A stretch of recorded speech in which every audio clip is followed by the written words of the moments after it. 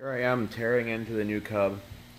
I'm going to give you a basic what to do if you have a lawnmower, really even an older car that's been sitting a while, and you want to get it running. So I started working on this here. I'll let you know where we're at. First step you want to do, probably the most obvious thing, is make sure the motor at least spins. On a lawnmower it's pretty easy. I can just reach in here the crankshaft and there you go, it turns. If the motor's seized, it's probably still savable in a lot of cases. It's just a whole nother procedure. And if I ever get something in it seized, I'll go over that. So the biggest problem that you have when these things are sitting anymore is the fuel. Anything carbureted or even fuel injected, but especially the lawnmower, stuff like that, are extremely picky about the fuel. So don't even attempt to start something that's been sitting with fuel in it for more than a year. And even with the ethanol now, as people say, even a few months, the fuel is pretty much junk. What I did was, fuel tanks over here, I took it off, drained anything out of it that was in it. There wasn't really anything in it that I could find. What I did was I poured about half a gallon of lacquer thinner in there, sloshed it around, let it sit overnight. Then in the morning I sloshed it around some more and drained it out. So I know you can't see in there, but now the tank's completely clean, like brand new. So that gets rid of any of the varnish, or if there was any fuel in there that evaporated. When the fuel evaporates, it leaves behind a goo, a powder, stuff that the second you put fresh fuel in, will just go right down the fuel line right into your carburetor. And I'm also going to change out that section of fuel line on there with new stuff, just in case there's anything lodged in there. Other thing I did was I drained the oil out of it, because you know how long that's been in there. Could have water in it, who knows. When you go to fire it up, if the motor was good, you just wipe it out. And the other thing, I just throw a new spark plug in these things every time. I know some people sit there and try and file them, but I mean, spark plug's like $1. Just put a new one in it instead of wasting your time. So like I said, I had the fuel tank off, have the oil drained. The next thing is I'm going to pull this carburetor off and clean it out, because any other fuel that was in there probably ended up in the carburetor. Plus it's pretty skeevy to start with. On these old Kohler flatheads, this is a 14 horse in case anyone's curious. They didn't say it in the other video. Carburetor comes off in no time at all. Here's your throttle governor rod. This just pops off. And then there's a bolt back here and a matching one over here. You can put a wrench on it, but they're actually keyed for a screwdriver, and hopefully this thing isn't in there too good. It should just come out with a regular flathead. That one's not cooperating. Nope, kinda need a wrench. Broke it loose with a wrench. So now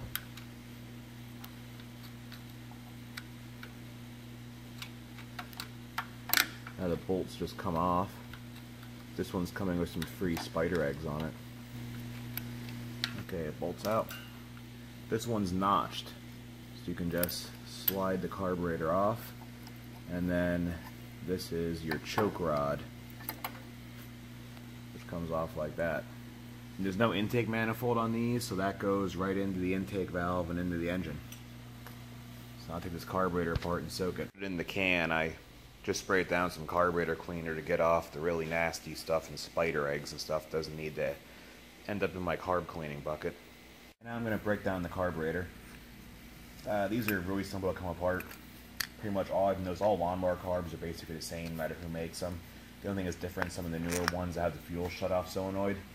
This bolt here goes into the bottom of the carburetor, holds the fuel bowl on. So you take that out. Sometimes there's some goop on the end.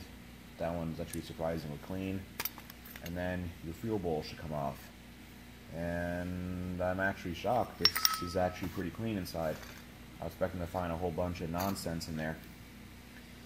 This little round thing here is your float. This and the needle and seat regulate how much fuel goes into your carburetor. Just like a toilet. Float goes down when there's no fuel in it. Fuel comes up. Gets to a certain point, it'll actually close the needle and seat, which I'll get to in a second. All it holds this bowl on is a little pin.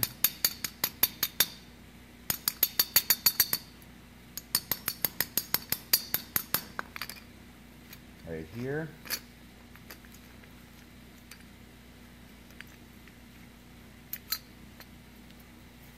that. And then your float comes off. You can see the float hits. That is the needle and seat. Basically a little valve that allows fuel to either go in or not go in the carburetor. So this little tip here actually has its like female counterpart in there that it goes into and will either shut off or allow fuel in. And then this is the little bowl gasket.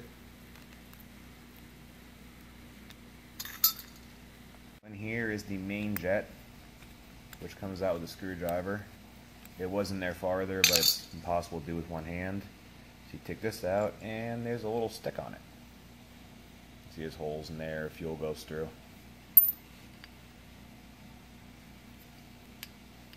And inside of there, on the other end, is this mixture screw.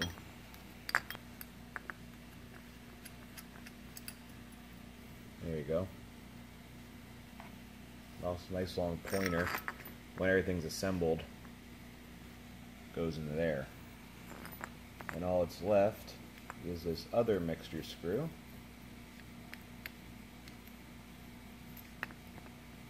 There you go. And then you just want to look over and make sure there's nothing else in the carburetor that's rubber, plastic. If not, then it's ready for a soaking in the nasty chemical. Bin of nasty chemical. This is what I use for my carburetor cleaning, as long as the carburetors will fit in it. Pretty much is a little screen in here. A little tray, rather. This stuff smells absolutely wretched. If it gets on you, it does not come off for days. And then your girlfriend won't ever touch you again. So here you go, just put this in here. Attempt not to get it on your hands. I'll put the bowl in there too. Come on, sink. There it goes. Other than that, I'm going to leave everything else out because I don't want it to get lost. And I'll let this sit overnight. And then tomorrow we'll reassemble the carburetor and go on to the next step. Okay. Pulled the carburetor out and cleaned it. So that's the cleanest thing on the whole tractor. Has a new spark plug in. I changed the oil. Put the gas tank back in. Put some gas in it. Just put a new battery here under the seat. That was pretty well shot. It already cranked, so I got the choke cable freed up that was stuck. You can see that. Still is a little rough. It's full throttle here. Let's give it a shot. Ooh, look at that. Let's get this gasket off of here so I don't lose it.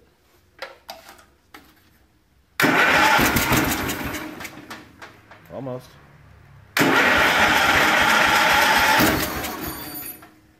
Let's try taking some choke off here. That's the right idea. Whoa!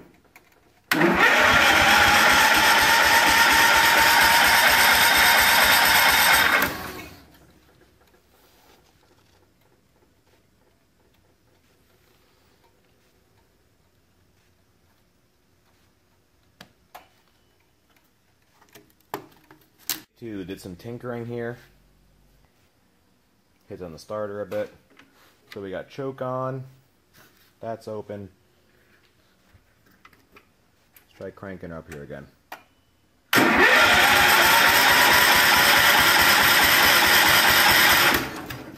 little less choke. Try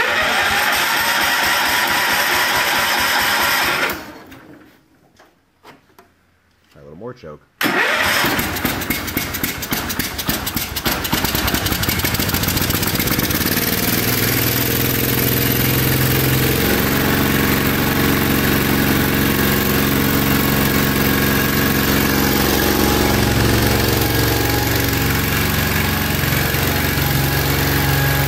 Runs pretty good.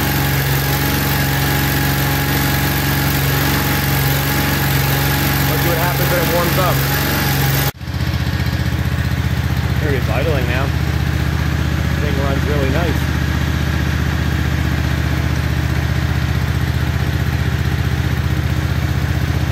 Here we go, let's see what happens.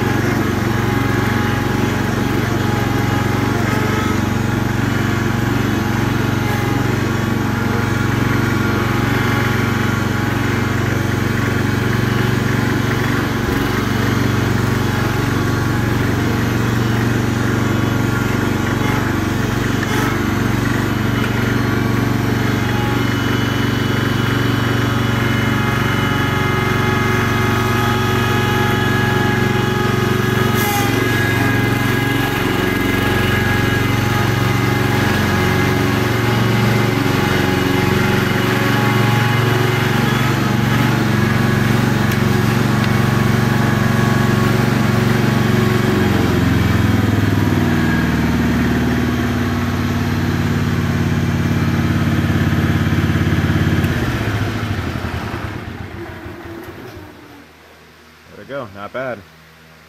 The thing runs pretty good. This thing for a few years. Just keep tuned. There'll be more to do with this thing yet.